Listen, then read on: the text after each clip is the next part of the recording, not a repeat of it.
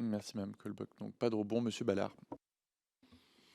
Merci, Président. Alors, pour être transparent, comme mon collègue Jacobelli tout à l'heure, je précise que j'ai été journaliste pendant près de 40 ans dans le service public, à RTL, à TF1, à LCI, mais jamais dans une chaîne du groupe Canal. On a commencé à l'aborder. Moi, je voudrais juste vous poser alors, deux questions très rapidement. Votre vision d'une chaîne d'info, est-ce que ça doit être une chaîne qui rapporte les faits bruts, un peu style AFP? On va pas ouvrir le dossier AFP là, mais enfin, il s'est passé telle chose, tel lieu, à telle heure, et puis y adjoindre des reportages produits par une société de production extérieure, ou bien c'est un lieu où on doit débattre, mettre en perspective, décrypter, y compris des sujets qui parfois passent sous le tapis pour beaucoup d'autres médias. Voilà, je vous remercie.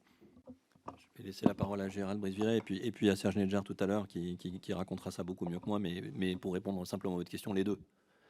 Nous pensons qu'il faut à la fois rapporter les faits et le positionnement de la chaîne CNews, comme je l'ai déjà évoqué, est autour des débats, autour de l'actualité, dont il a été considéré par le Conseil d'État qu'il faisait bien partie d'une chaîne d'information. On s'est retrouvé en 2016 avec LCI qui est passé en clair, vous êtes bien placé pour le savoir, puis la création de France Info. Donc nous avons dans notre pays 4 chaînes d'information.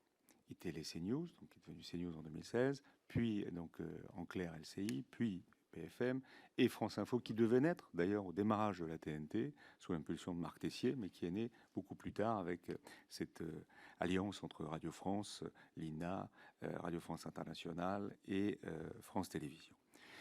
Il a fallu trouver avec Serge un positionnement d'abord de chaîne d'information, une ligne éditoriale qui vous expliquera tout à l'heure, qui fasse que nous sommes une chaîne d'information. D'ailleurs, dans le bilan Arcom, nous sommes à 60% d'infos et de hard news, et dans les comptabilités qu'on a pu faire par rapport au rapport du sémiologue Jost qui constitue que nous sommes à 13%, nous sommes nous à plus de 30-35%, et des journalistes et rédacteurs en chef pourront vous en parler tout à l'heure.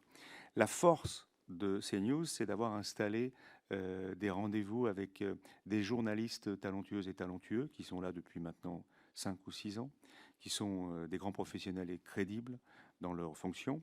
C'est d'être utile dans l'exposition des faits. Il y a toujours un reportage d'actualité qui est toujours produit en interne. Nous avons je vous l'ai dit, 200 journalistes avec des correspondants, énormément de duplex, y compris à l'étranger. On y reviendra tout à l'heure. Et après, c'est cette notion de décryptage, parce qu'aujourd'hui, c'est ce que Serge explique très bien, nous avons l'information en brut de partout qui tombe. L'information, vous l'avez. Grève ce week-end à la SNCF. Vous savez, mais on veut savoir pourquoi, les tenants, les aboutissants, que dit les syndicats, que dit la direction, que dit les usagers. Donc c'est vrai qu'on a décidé d'aller plus loin que simplement, comme vous le dites, dans le titre de l'AFP, mais dans l'enquête, dans le décryptage. Et c'est pour ça que notre chaîne d'info a cette force-là, un peu comme d'autres radios qui se sont positionnées comme ça, des grandes radios qui ont réussi leur mue.